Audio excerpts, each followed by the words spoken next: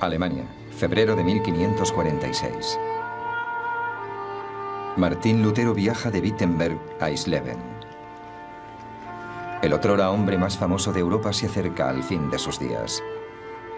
Este será su último viaje.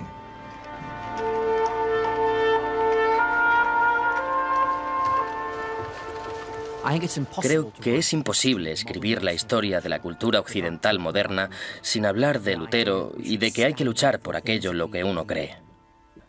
O de la idea de que todos somos preciosos a los ojos de Dios. Estas son cosas que damos por sentadas, pero por las que Lutero tuvo que luchar. A Lutero hay que situarlo junto a los grandes emancipadores de la historia de la humanidad, por su defensa del individuo, por su coraje y por estar dispuesto a morir por sus creencias. Se enfrentó a la Iglesia Católica, una institución inmensa e inmutable, y le dijo: esto no está bien, hagamos las cosas bien. Este es uno de esos pocos casos en los que un individuo se enfrenta literalmente a la potencia más uniformadora del mundo para decirle: no pienso echarme atrás.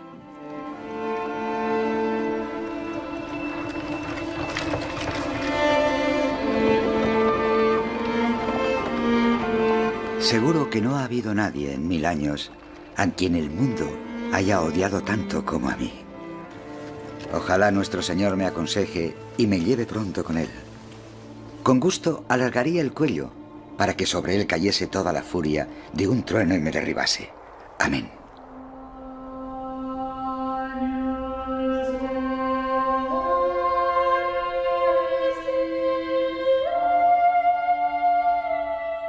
Martín Lutero, el hombre que un día pondría en entredicho la supremacía de la Iglesia Católica, fue un hombre de origen muy humilde.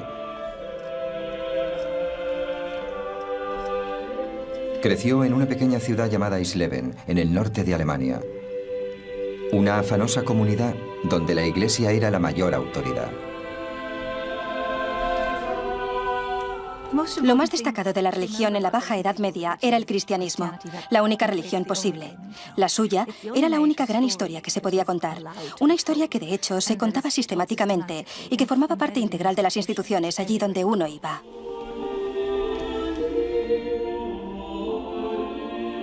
Cuando Lutero era un niño, la Iglesia era el centro de su mundo. Sus parroquias, monasterios y conventos estaban diseminados por todo un imperio que se extendía desde la zona más occidental de Irlanda hasta la más meridional de Sicilia. El poder de la Iglesia residía en el gran consuelo que prometía. Si acatabas sus normas y practicabas sus ritos, podías escapar a los horrores de este mundo y encontrar la felicidad eterna en el cielo.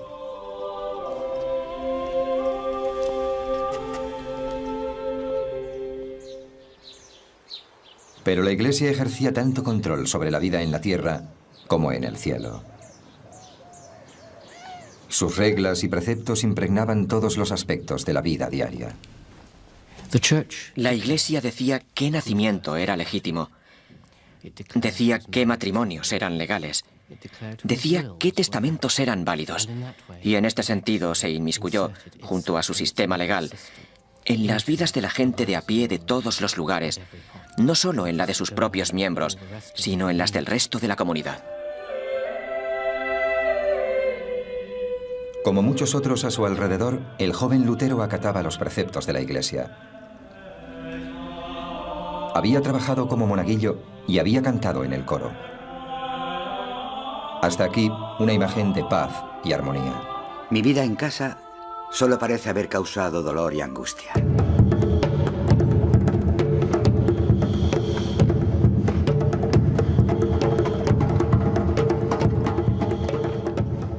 El padre de Lutero, Hans, era fundidor de cobre, uno de aquellos nuevos y prósperos hombres de negocios que se habían librado del yugo del antiguo sistema feudal para montar su propio negocio. Hans tenía unos planes muy ambiciosos para su hijo. Estaba decidido a que remontase más peldaños en la escala social, convirtiéndole en abogado. Pero Lutero no vivía en un hogar feliz. Lutero nos facilita muchos recuerdos de su infancia, y sus rememoraciones no son del todo positivas.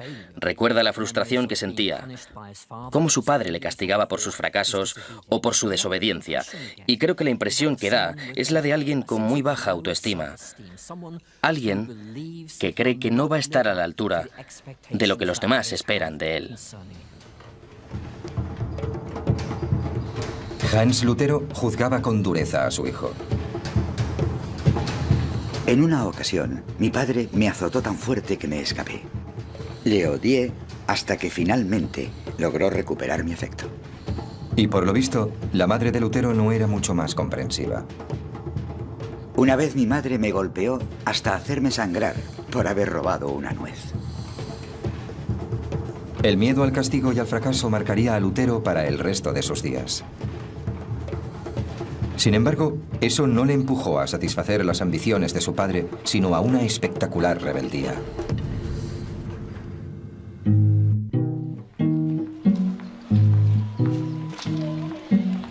En un principio, Lutero siguió el camino que habían trazado para él. Su padre le envió a las mejores escuelas de la región y a los 18 años empezó a ir a la Universidad de Erfurt. Comparada con la ciudad natal de Lutero, Erfurt era una animada metrópolis. Tenía todo lo que podía necesitar un joven estudiante, innumerables bares y tabernas. Y en una época en la que no había agua potable, el vino y la cerveza eran bebidas de primera necesidad. La ciudad incluso contaba con un burdel municipal regido por el ayuntamiento. Pero Erfurt también era única en aspectos de mayor calado. No era un gran centro industrial ni político, pero sí era un gran centro eclesiástico, y en él abundaban las actividades de la Iglesia. Se calcula que allí había 14 órdenes religiosas distintas representadas en una sola, así como 25 parroquias. De hecho, por aquel entonces se decía que Erfurt era la Roma de Turingia, la Roma de aquella región de Sajonia, debido a la alta concentración de talentos eclesiásticos.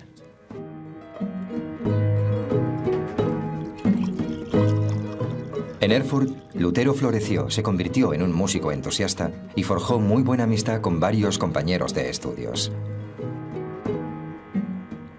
Lutero se fue a los 14 o 15 años a estudiar lejos de su familia y se encontró con unos amigos muy pero que muy absorbentes.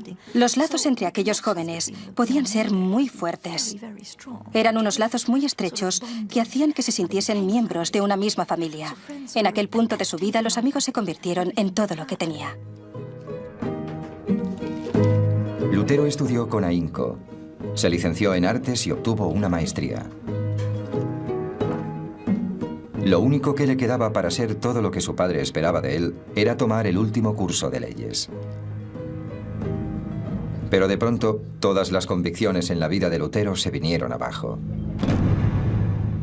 En el año 1505, la peste azotó a Erfurt.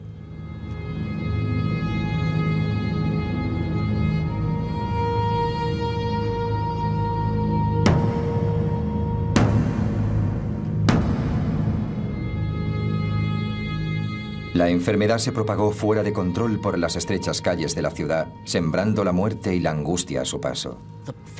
Lo que más temía la gente de la peste era que te cogía por sorpresa.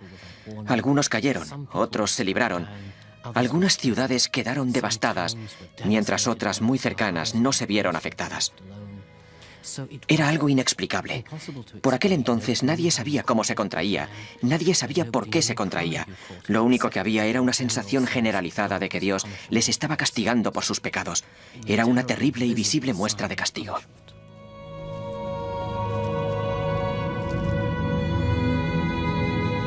Durante los últimos 100 años, la peste había acabado con casi la mitad de la población europea.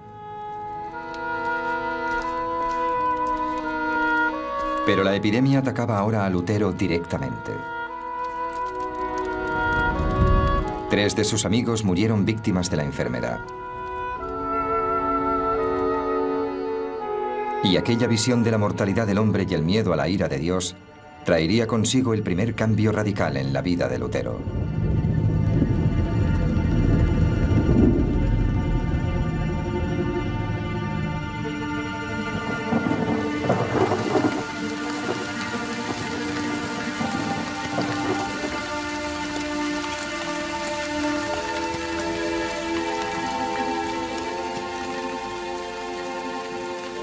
Lutero, con 23 años, regresaba a Erfurt tras visitar a su familia. Cuando de pronto se vio atrapado en una espectacular tormenta eléctrica.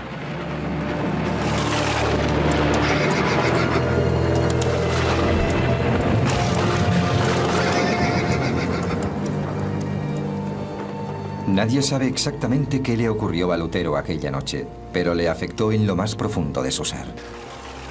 De repente, acechado por el pánico y la congoja de la muerte, me vi obligado a hacer un trato con Dios. Ya había perdido a 3 amigos por culpa de la peste y ahora se enfrentaba él mismo a la muerte, de manera que Lutero llegó a un acuerdo con Dios. Si sobrevivía, se haría monje. La cercana experiencia de la muerte te lleva a pensar en qué estado está tu alma, cuál es el balance. Estoy hablando casi de una especie de contabilidad espiritual. Uno se pregunta, ¿en qué estado estoy? ¿Cuál es el balance de mi vida? De haber muerto ahora, de no haber funcionado mi invocación, ¿dónde habría terminado? En el infierno, por pecador.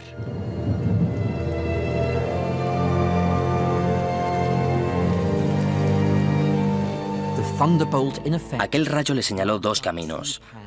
Podía coger el camino que su padre quería que cogiera, o podía coger el camino que, en sus propias e inconscientes cavilaciones, él mismo empezaba a creer que debía tomar.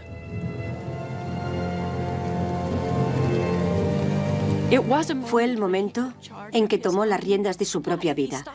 Dejó de hacer lo que su padre quería que hiciera, y a partir de aquel instante se entregó libremente a la vida espiritual y se dedicó a buscar en el universo las respuestas que tanto ansiaba. Obviamente, era una persona de gran sensibilidad espiritual.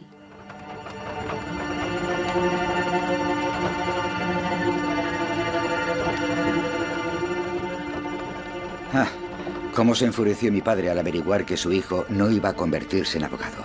Perdió la razón, se comportó como un loco. ¿Cómo se iba a imaginar él que el hecho de tener un monje en la familia le iba a suponer más prestigio y vergüenza que 1000 abogados vestidos de armiño?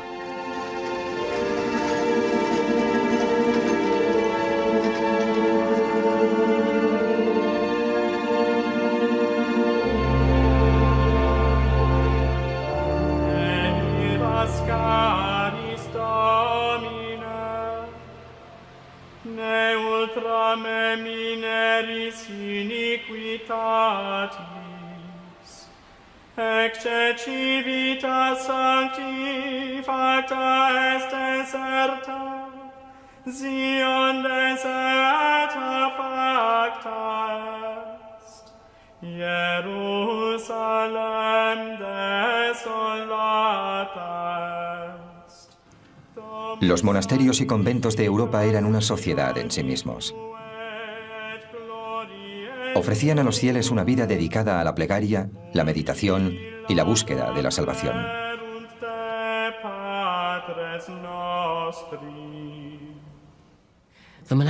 La vida monástica estaba marcada por el ritmo de las 7 horas del día litúrgico. Esto quería decir que 7 veces al día los monjes tenían que reunirse para cantar y recitar fragmentos del servicio eclesial, y eso incluía levantarse en mitad de la noche. Y cuando no estaban tomando parte de los servicios litúrgicos, sus vidas también eran rigurosamente controladas. En muchos monasterios solo se podía hablar en algunos lugares y a horas determinadas. No había ninguna privacidad y sus comidas eran muy sencillas. Los hábitos de los monjes también eran muy rígidos, burdos e incómodos. ¿Por qué debían llevar aquellas ropas tan incómodas? ¿Por qué debían asistir a todos los servicios? ¿Por qué comían tan mal? Pues por lo visto la respuesta estaba en que solo renunciando a todo aquello que la gente considera cómodo y valioso se podía alcanzar la salvación. Lutero no tardaría en creer que el único modo de lograr la salvación era renunciando por completo a su mundo, para sumergirse por completo en una comunidad que le aislaba de todo.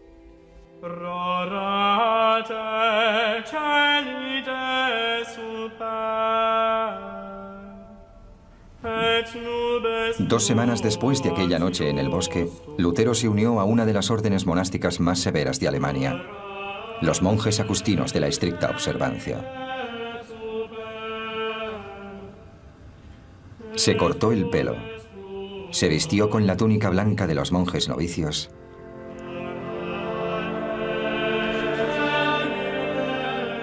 y se postró ante el abad.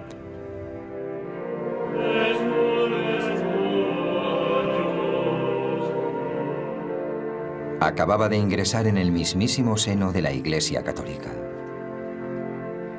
No era el tipo de orden que uno elegía si lo que quería era una vida cómoda y fácil. No era en absoluto ese tipo de centro religioso.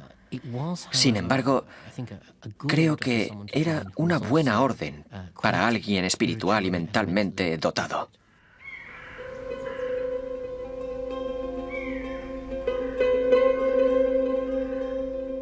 Pero el nuevo hogar de Lutero tenía tanto de negocio como de retiro espiritual.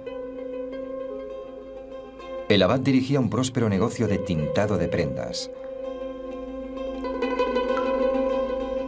Los monjes tenían una destilería donde preparaban una cerveza bastante popular.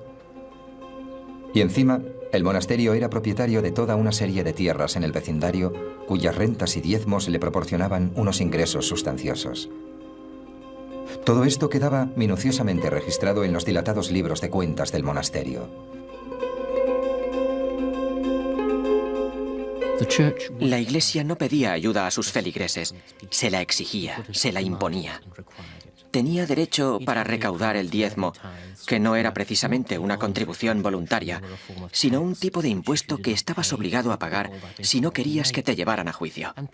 Además, todo el mundo accedía a su pago, porque les habían inculcado desde su más tierna infancia que si no contaban con los servicios de la Iglesia, sus almas correrían un grave peligro.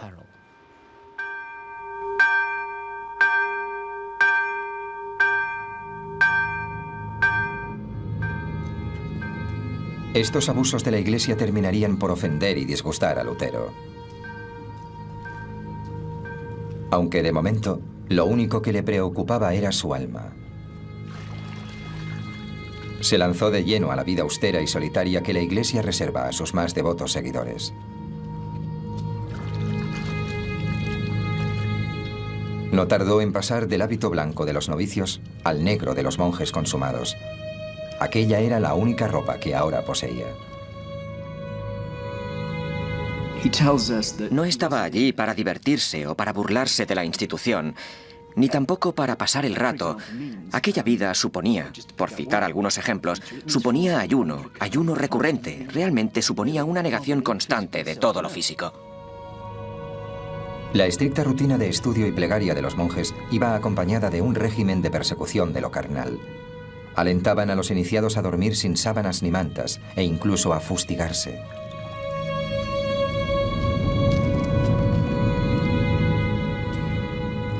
Una de las cosas que pretendían era emular el sufrimiento de Cristo para así convertirse en ascetas.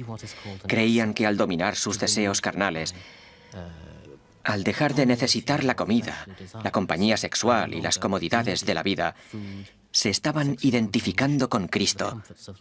Creían que así luchaban contra las fuerzas del mal en su interior, que así combatían sus más bajos instintos. Lutero se sometió a aquel régimen con fervor, durmiendo sobre la nieve, sin mantas, hasta que sus compañeros le arrastraban medio muerto hasta el interior del convento. Años más tarde, se quejaría de que aquellos años en el monasterio arruinaron para siempre su salud.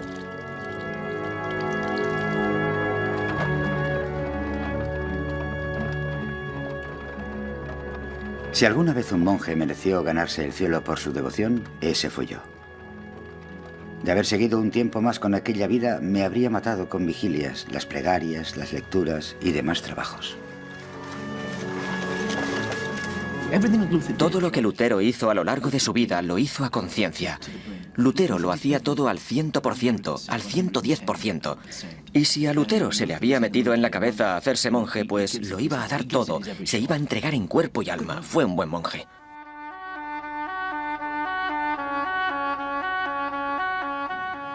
Pero la devoción de Lutero excedió con creces las expectativas de los demás monjes.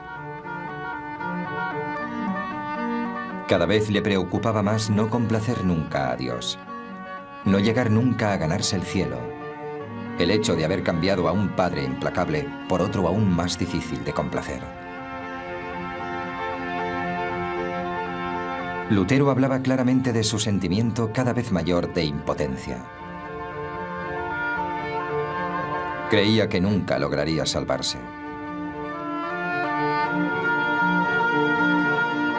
Los designios del Señor son demasiado elevados y difíciles de satisfacer. Y esto lo demuestran no solo los textos divinos, sino mi propia experiencia y sentir.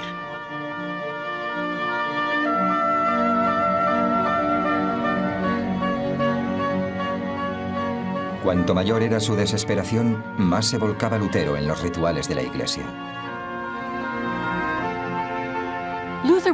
Lutero se diferenciaba de otros monjes en que realmente le preocupaba reconciliarse con el Padre Celestial y hacer todo aquello que Dios esperaba de él.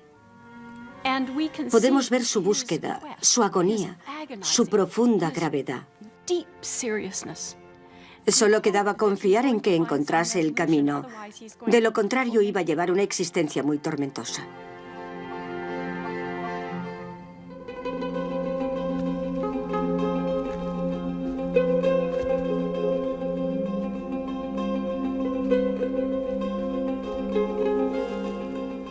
Durante 5 años, Lutero trabajó sin descanso.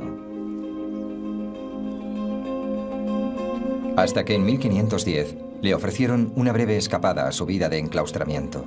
Su orden le envió en misión a Roma, en una de las mayores peregrinaciones de la Iglesia.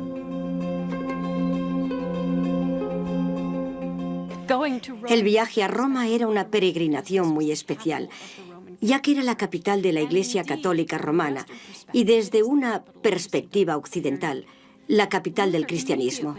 Lutero decidió inmediatamente que intentaría sacarle el mayor provecho espiritual posible a aquel viaje. Roma era una valiosa reserva de santidad. Era el hogar de San Pedro, del Papa y de los restos de innumerables santos y mártires. Decenas de miles de peregrinos visitaban Roma todos los años, con la esperanza de que aquel viaje los acercase más a Dios. Vestían de forma diferente, cogían un palo, caminaban y vivían con austeridad. Había pocos albergues a lo largo del camino para los peregrinos, así que para cuando llegaban al lugar de peregrinaje, en cierto modo, ya habían cumplido penitencia y merecían encontrar las tumbas de los santos al final de la peregrinación. Por fin eran dignos merecedores de la gracia del encuentro. Lutero y sus compañeros tardaron más de 2 meses en realizar su largo viaje hacia el sur. Finalmente, en octubre de 1510, llegaron a la ciudad eterna.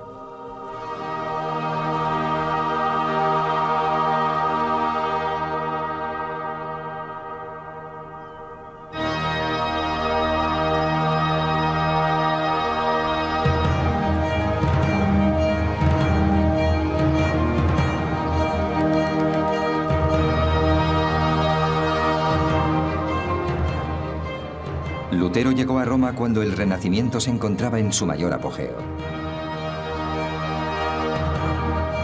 Miguel Ángel estaba pintando los techos de la Capilla Sixtina. Rafael estaba volcado en la decoración de las dependencias privadas del Papa. Para el joven monje, aquella ciudad fue toda una revelación. Lutero era un chico del norte, muy provinciano.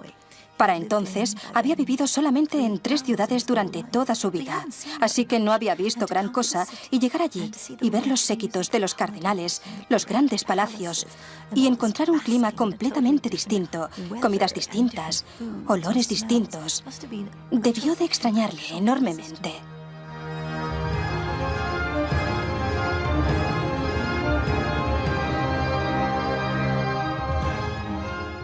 Por lo visto, cuando Lutero llegó por vez primera a Roma y entró en la ciudad, le abrumó enormemente la idea de estar en la ciudad sagrada. Ahí estaba, en presencia de tantos mártires, en el mismo centro de la iglesia.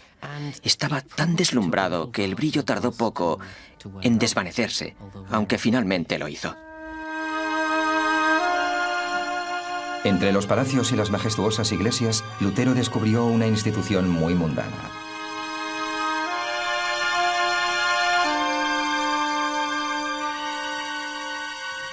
Aquella ciudad daba tanta importancia al dinero como a la religión. El papado como institución recaudadora de dinero era como un enorme sumidero que tragaba dinero procedente de toda Europa. La Iglesia enseñaba que el dinero era la raíz de todo mal y que, por ejemplo, prestarlo a cambio de intereses era un pecado mortal. Pero en realidad la Iglesia movía millones de ducados.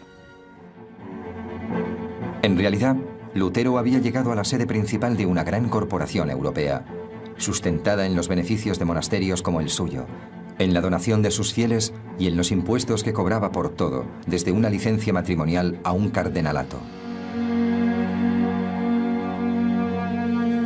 Lo más importante que hay que recordar sobre el papado de principios del siglo XVI, institución que existía desde hacía varios siglos, es que básicamente era un Estado.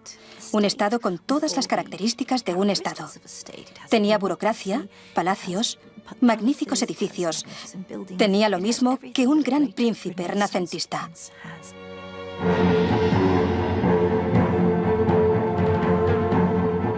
El papado incluso ostentaba poder militar. De hecho, el castillo de Sant'Angelo, el fuerte privado del Papa y su batería de cañones se alzaban imponentes sobre la ciudad.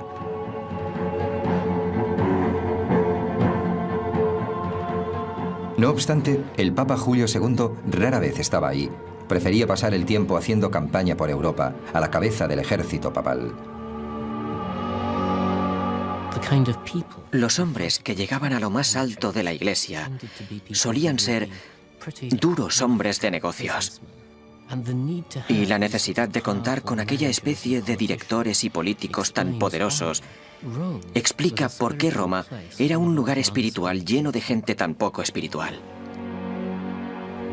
En Roma, Lutero descubrió un cinismo que le afectó profundamente.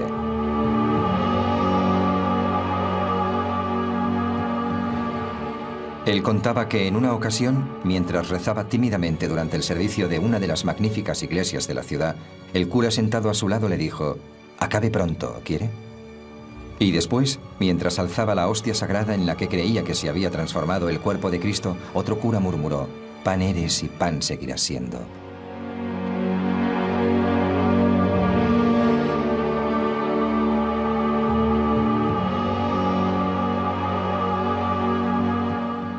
Creo que la decepción que sufrió en Roma debió ser absolutamente devastadora.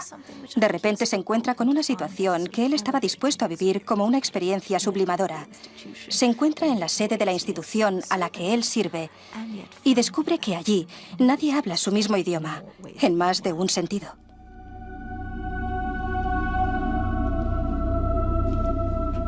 Lutero también descubrió que a la Iglesia le complacía aprovecharse de sus peregrinos.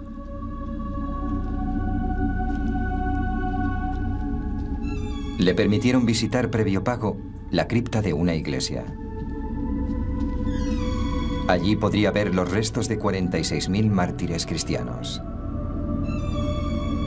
Aquello le concedía lo que se conocía como una indulgencia, que le permitiría rebajar su tiempo de estancia en el purgatorio tras su muerte.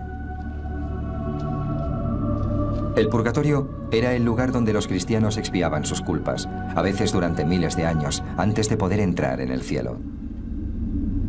La oportunidad de comprar una reducción del tiempo de estancia en el purgatorio era algo muy tentador para los fieles y muy rentable para la Iglesia.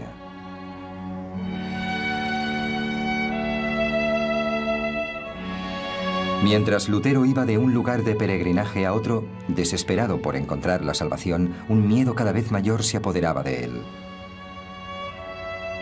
¿De verdad todo aquello podía acercarle a Dios? Finalmente, Lutero entró en crisis y empezó a cuestionar las enseñanzas de la Iglesia, a la que había entregado su vida. ¿Quién sabe si realmente es así?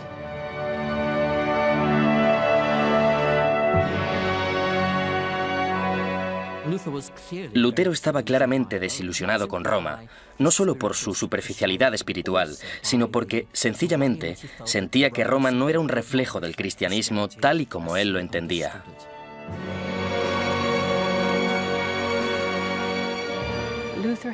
Lutero tenía la sensación de que las respuestas se le escapaban. No tenía la sensación de que Dios le quisiese más, así que debía encontrar las respuestas en otra parte. El viaje de Lutero a Roma solo le había causado desilusión y más dudas. Y ahora, la vida en el monasterio le ofrecía menor consuelo que antes. Desesperado por garantizar su salvación, Lutero se pasaba la vida confesándose. Ponía su alma al desnudo hasta 4 veces al día, a veces durante 6 horas seguidas.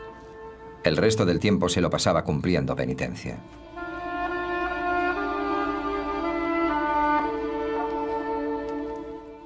Había algo extraño en Lutero. Creía que nunca lo iba a lograr y aún así no dejaba de intentarlo. Se confesaba y conseguía la absolución, y así era como se suponía que la Iglesia debía tratar aquellos asuntos. La mayoría de los monjes se habrían contentado con oír: «Estás perdonado». Pero una vocecilla en su interior le decía: «No lo sientes de verdad». Así que tenía que volverse a confesar una y otra vez para volver a ser absuelto, pero la vocecilla le decía: «No, no lo dices de corazón». Así que la vida monacal fue un infierno para él. Ahí estaba él haciendo lo más importante, lo mejor que podía hacer un hombre según la sociedad, y aún así no se sentía mejor.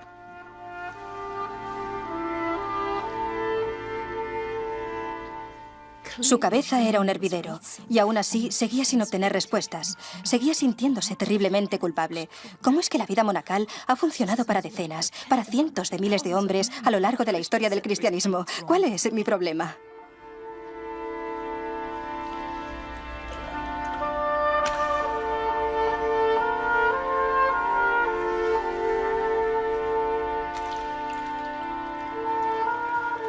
Por irreprochable que fuera mi vida monacal, seguía sintiéndome como un pecador con la conciencia llena de culpa. No podía creer que mi trabajo complaciera a Dios. De hecho, odiaba a aquel Dios. Así que me encolerizaba conmigo mismo. Vivía furioso y atormentado.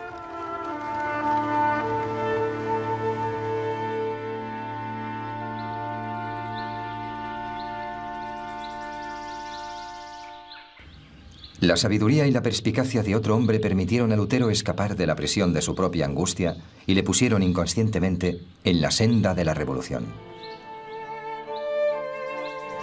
En 1511, su orden le envió a un pequeño monasterio en la ciudad de Wittenberg. Comparada con Erfurt, Wittenberg era muy pequeña. En ella apenas había un par de iglesias y una universidad recién fundada. Allí, el monje Johann von Staupitz acogió a Lutero bajo su ala. Staupitz era un miembro destacado de la orden de Lutero y estaba decidido a librar al joven monje de aquel ciclo de desesperación.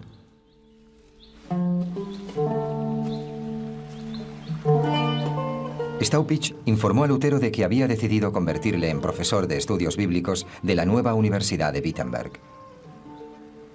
Así se vería obligado a atender las necesidades espirituales de otros y tendría menos tiempo para torturarse a sí mismo. Lutero le dio hasta 15 motivos por los que no podía aceptar aquella oferta, empezando porque tanto trabajo iba a acabar con él. La abyecta respuesta de Staupitz pasaría a la historia. Me parece muy bien. Dios tiene mucho trabajo para los hombres inteligentes en el cielo. Creo que Staupitz sabía muy bien cómo manejar a Lutero, con una mezcla de lástima, sutil ironía y, sobre todo, reconociendo sus virtudes, reconociendo su brillantez y su capacidad para realizar una carrera académica. Creo que lo que pretendía Staupitz era agotarle de tal manera con la preparación de sus clases que al llegar la oscura noche del alma se desplomase sobre su cama y durmiese como un bebé durante 8 horas seguidas.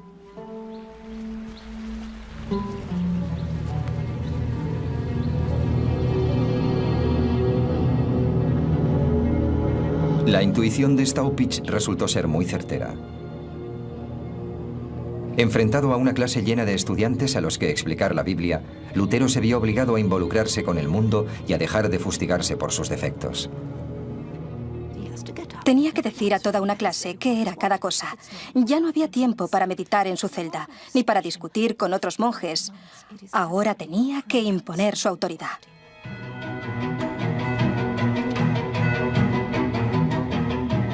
Se volcó en su trabajo y se puso a estudiar no solo el texto latino estándar de la Iglesia, sino también la edición griega y la hebrea.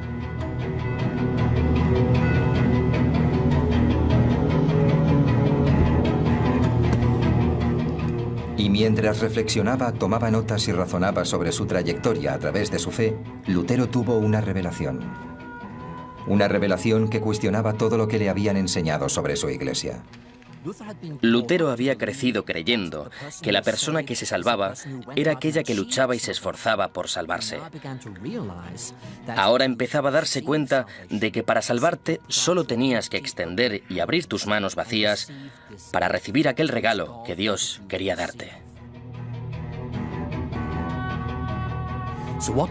Lo que Lutero estaba diciendo era que no necesitamos la institución de la Iglesia, ni la intercesión de los sacerdotes, ni tampoco las grandes ceremonias papales para ir al cielo. No es un asunto entre el hombre y la Iglesia, sino entre el hombre y Dios.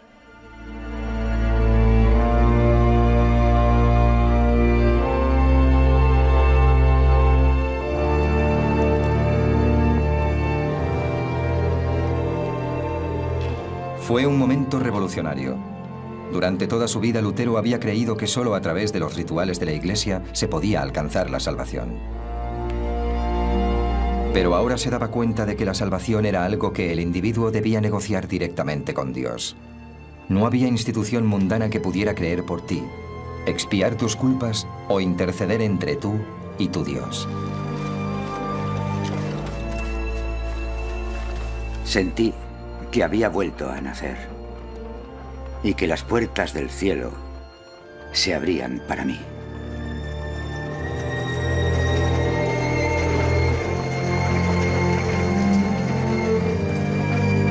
Pero nadie, y aún menos el propio Lutero, podía anticipar la ola de agitación y sublevación que estaba a punto de provocar.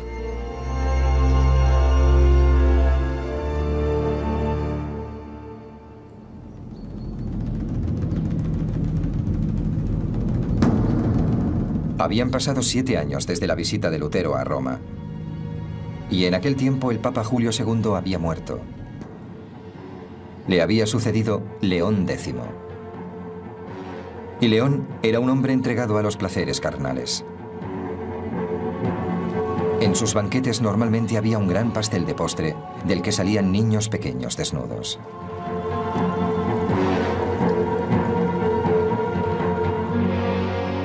En solo 2 años de suntuosas celebraciones y cacerías de jabalíes, León vació las arcas papales.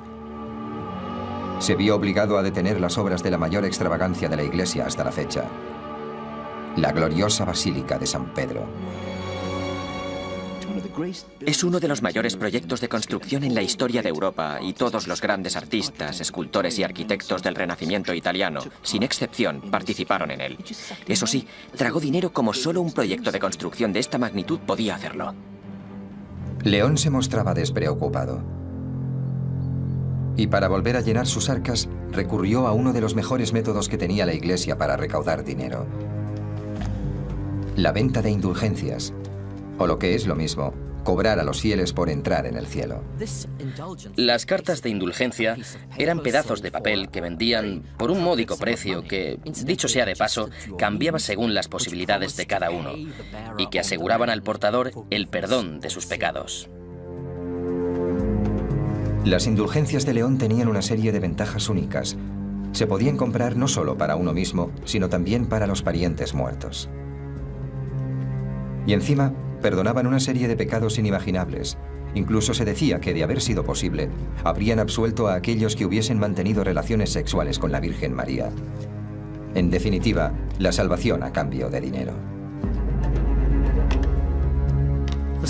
La cantidad de dinero que se pretendía recolectar con las indulgencias de 1517 era muy grande. Y estoy hablando de decenas de miles de florines. Eso en dinero moderno serían muchos millones. León preparó detenidamente la emisión de su nueva indulgencia. Contrató los servicios de un fraile dominico llamado Johann Tetzel para su venta. Y eligió muy bien. Tetzel era un publicista maravilloso, especializado en jingles y eslóganes promocionales. Prácticamente inventó el uso de eslógans publicitarios. Decía cosas como: cuando la moneda tintinee en el cofre, del purgatorio salga tu alma dando un bote. Casi puede uno ver el alma llegando de un brinco al cielo desde el purgatorio. León esperó a que sus arcas vacías se llenaran con las donaciones de los fieles.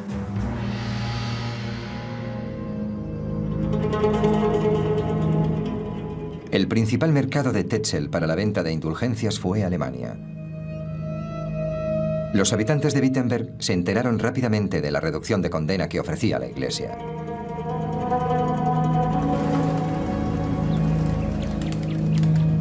Lutero se encontró con que muchos de sus parroquianos hicieron oídos sordos a sus sermones para salir corriendo a gastar el dinero que tanto les había costado ganar en la mercancía de Tetzel.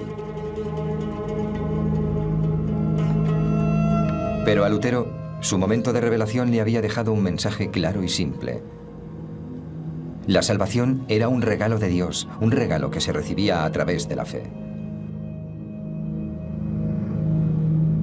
Y eso quería decir que la Iglesia no tenía derecho a vender la redención. Para él aquello fue un asunto pastoral. Sus propios feligreses le decían que como habían comprado una indulgencia, ya no se tenían que volver a confesar con él, ya que estaban seguros de que su alma estaba salvada. Lutero creía que aquello no era más que una ilusión, que posiblemente acabaría con su condena, así que para él se trataba de un asunto muy serio. Estaba enfadado, porque aquello iba en serio, estaba en juego la vida de mucha gente. Si no hacían lo correcto, podían terminar en el infierno.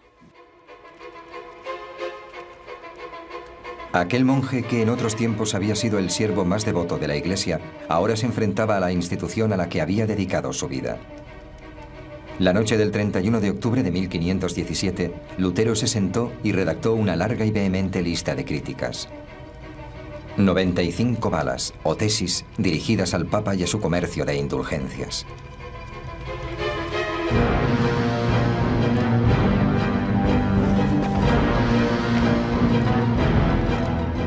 A continuación las clavó en la puerta de la iglesia del castillo de Wittenberg.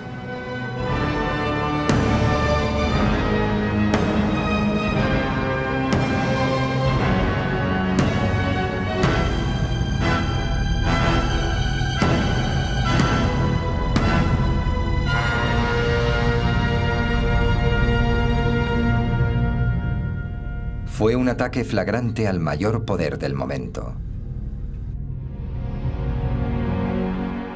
La bendición divina está al alcance de todos sin necesidad del Papa. Las indulgencias son verdaderamente perniciosas, inducen a la autocomplacencia y ponen en peligro la salvación. El Papa es más rico que Creso. Debería vender la Basílica de San Pedro y entregar ese dinero a los pobres. En suma, lo que las 95 tesis dicen es: ¿dónde están los límites del poder papal? Creo que la primera ya planteaba el problema abiertamente, al decir que el camino al arrepentimiento y el perdón era mucho más arduo de lo que pudiesen hacer creer las indulgencias. La cosa no era tan sencilla como decían las indulgencias. Las indulgencias dicen que el perdón tiene precio. Lo que Jesucristo dice, y Lutero le cita, es que el arrepentimiento, que el perdón está en el arrepentimiento. Y eso ya es más difícil. Así que yo creo que realmente estaba cuestionando la autoridad papal.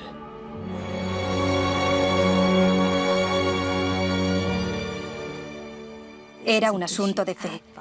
Era necesario sacarlo a la luz.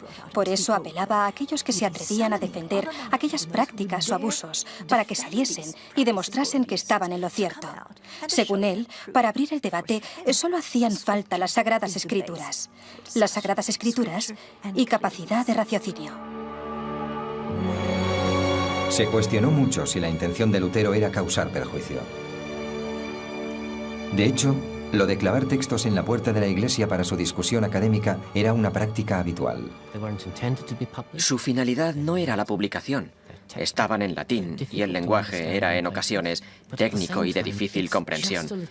Por otra parte, el estilo de las 95 tesis no era sencillo y los sentimientos que en ella plasma Lutero son tan intensos y profundos que resulta difícil creer que su único objetivo fuese entablar una conversación privada con un superior de su iglesia. Cuesta no pensar que, al menos, se le pasó por la mente su publicación. Al final, fueron otros los que las publicaron por él. Lutero estaba a punto de convertirse en uno de los autores más vendidos de la historia. Menos de 70 años antes, otro alemán, Gutenberg, había perfeccionado la primera máquina impresora del mundo. Por aquel entonces ya se imprimían muchos libros y panfletos, incluso las indulgencias de León X. Le había llegado el turno a la sincera obra de Lutero de pasar a la imprenta. Sus tesis se extendieron como las llamas por toda Alemania, poniendo a Lutero y a toda Europa en una tesitura impensable. Escondían en su interior la capacidad para deshacer la autoridad del Papa. El propio Papa patrocinaba las indulgencias y sin su aprobación no se podían vender. ¿Con qué derecho un fraile advenedizo las cuestionaba? Lutero no fue capaz de prever la consternación que aquello iba a provocar entre las más altas esferas.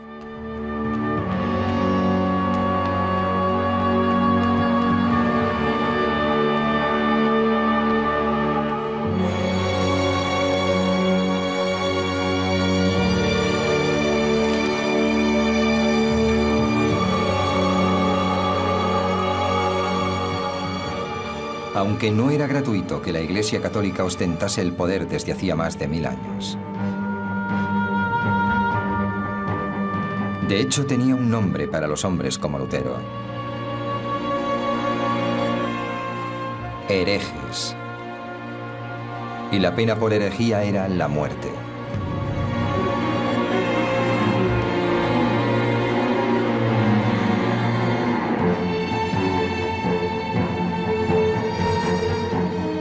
Ya estaba montada la escena para el mayor conflicto en la historia de la Iglesia. Una batalla entre la institución más poderosa del planeta y un monje solitario.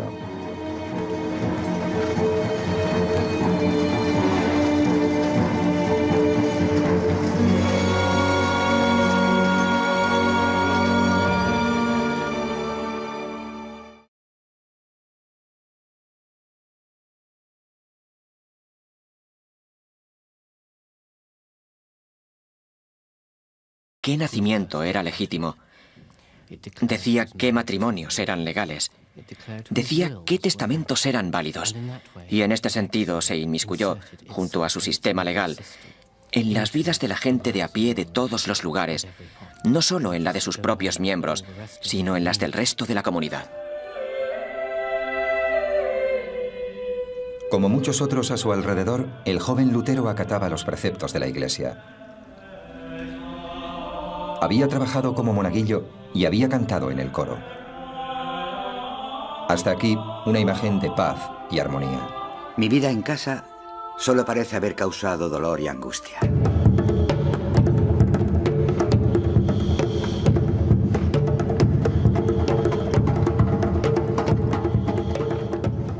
El padre de Lutero, Hans, era fundidor de cobre. Uno de aquellos nuevos y prósperos hombres de negocios que se habían librado del yugo del antiguo sistema feudal para montar su propio negocio. Hans tenía unos planes muy ambiciosos para su hijo. Estaba decidido a que remontase más peldaños en la escala social, convirtiéndole en abogado. Pero Lutero no vivía en un hogar feliz. Lutero nos facilita muchos recuerdos de su infancia y sus rememoraciones no son del todo positivas. Recuerda la frustración que sentía, cómo su padre le castigaba por sus fracasos o por su desobediencia, y creo que la impresión que da es la de alguien con muy baja autoestima.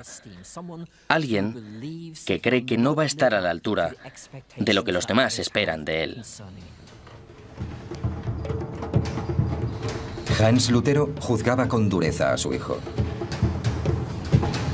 En una ocasión, mi padre me azotó tan fuerte que me escapé. Le odié hasta que finalmente logró recuperar mi afecto. Y por lo visto, la madre de Lutero no era mucho más comprensiva. Una vez mi madre me golpeó hasta hacerme sangrar por haber robado una nuez. El miedo al castigo y al fracaso marcaría a Lutero para el resto de sus días. Sin embargo, eso no le empujó a satisfacer las ambiciones de su padre, sino a una espectacular rebeldía.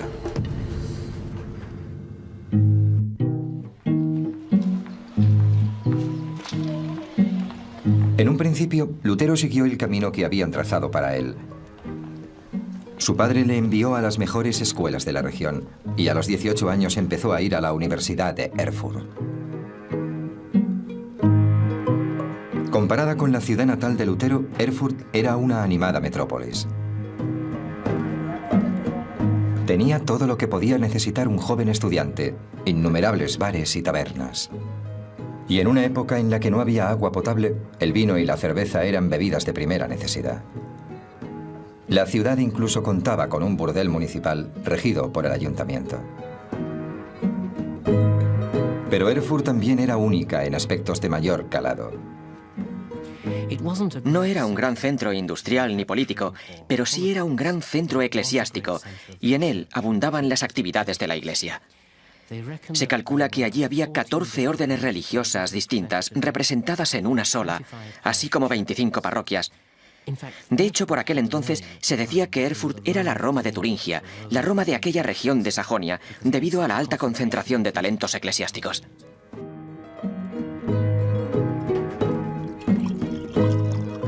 En Erfurt, Lutero floreció, se convirtió en un músico entusiasta y forjó muy buena amistad con varios compañeros de estudios.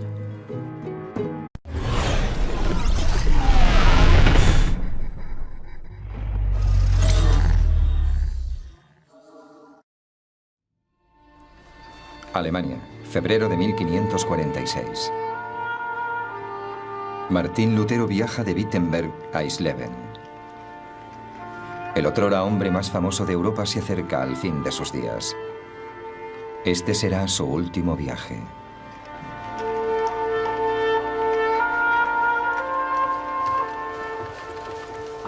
Creo que es imposible escribir la historia de la cultura occidental moderna sin hablar de Lutero y de que hay que luchar por aquello en lo que uno cree. O de la idea de que todos somos preciosos a los ojos de Dios. Estas son cosas que damos por sentadas, pero por las que Lutero tuvo que luchar. A Lutero hay que situarlo junto a los grandes emancipadores de la historia de la humanidad, por su defensa del individuo, por su coraje y por estar dispuesto a morir por sus creencias. Se enfrentó a la Iglesia Católica, una institución inmensa e inmutable, y le dijo: esto no está bien, hagamos las cosas bien. Este es uno de esos pocos casos en los que un individuo se enfrenta literalmente a la potencia más uniformadora del mundo para decirle: no pienso echarme atrás.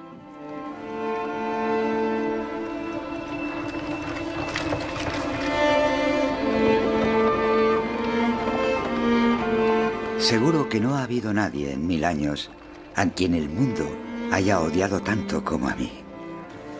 Ojalá nuestro Señor me aconseje y me lleve. Lutero se fue a los 14 o 15 años a estudiar lejos de su familia y se encontró con unos amigos muy pero que muy absorbentes. Los lazos entre aquellos jóvenes podían ser muy fuertes. Eran unos lazos muy estrechos que hacían que se sintiesen miembros de una misma familia. En aquel punto de su vida, los amigos se convirtieron en todo lo que tenía. Lutero estudió con ahínco. Se licenció en artes y obtuvo una maestría. Lo único que le quedaba para ser todo lo que su padre esperaba de él era tomar el último curso de leyes. Pero de pronto, todas las convicciones en la vida de Lutero se vinieron abajo. En el año 1505, la peste azotó a Erfurt.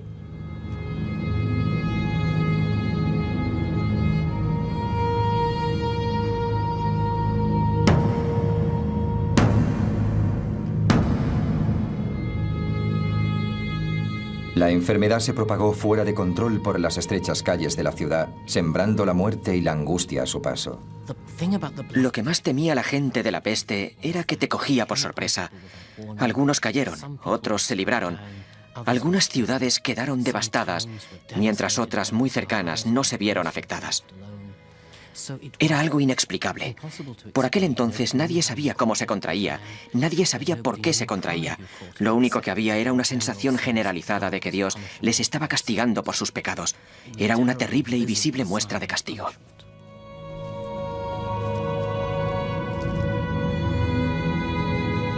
Durante los últimos 100 años, la peste había acabado con casi la mitad de la población europea.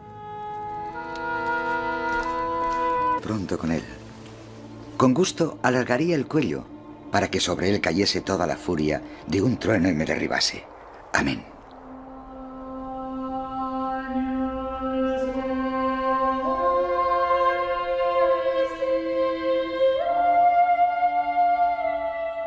Martín Lutero, el hombre que un día pondría en entredicho la supremacía de la Iglesia Católica, fue un hombre de origen muy humilde.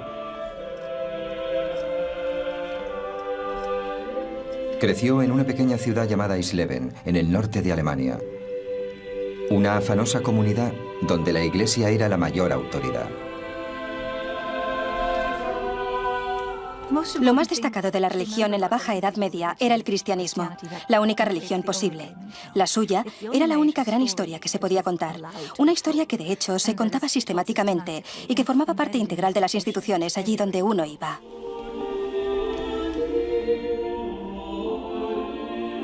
Cuando Lutero era un niño, la Iglesia era el centro de su mundo. Sus parroquias, monasterios y conventos estaban diseminados por todo un imperio que se extendía desde la zona más occidental de Irlanda hasta la más meridional de Sicilia. El poder de la Iglesia residía en el gran consuelo que prometía. Si acatabas sus normas y practicabas sus ritos, podías escapar a los horrores de este mundo y encontrar la felicidad eterna en el cielo.